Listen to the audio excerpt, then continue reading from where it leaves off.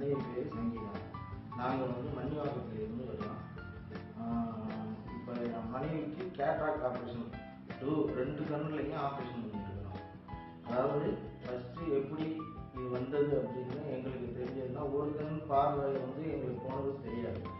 2வது கண்ணு பார்வை வந்து மறைக்கும் போது தான் மனைவி வந்து எங்களுக்கு சொன்னாங்க, இது மாதிரி எனக்கு வந்து ஒன்றுமே தெரியலை, இது மாதிரி இருக்குது அப்படின்னு சொன்னப்போ கூடுவாஞ்சேரியில் இருக்கிற நிர்மல் கிளினிக்கு நாங்கள் போனோம்.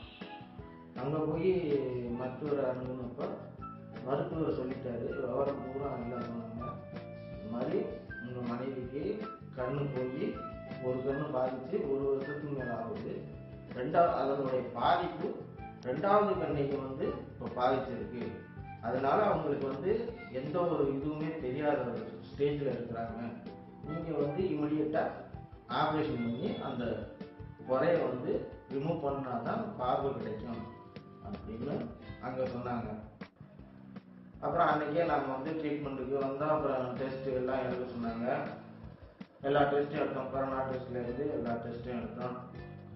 எடுத்ததில் 2 கண்ணுமே பண்ணணும் அப்படின்ட்டாங்க. 2 கண், ஒரு கண்ணு சுத்தமாக மறைச்சிருச்சு, ஒரு கண்ணு லேசாக இருக்குது, நரம்பு பாதிப்புலாம் இருக்குது.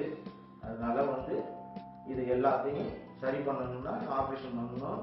ஆப்ரேஷன் பண்ணாலும் லென்ஸ் வச்சாதான் சரியாகும் அப்படின்னு சொல்லி டாக்டர் வந்து சொன்னாங்க.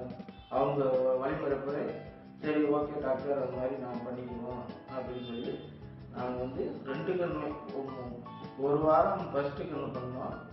அது முடிஞ்சு நான் கேட்டேன், எனக்கே ரொம்ப டவுட்டாக இருந்தது.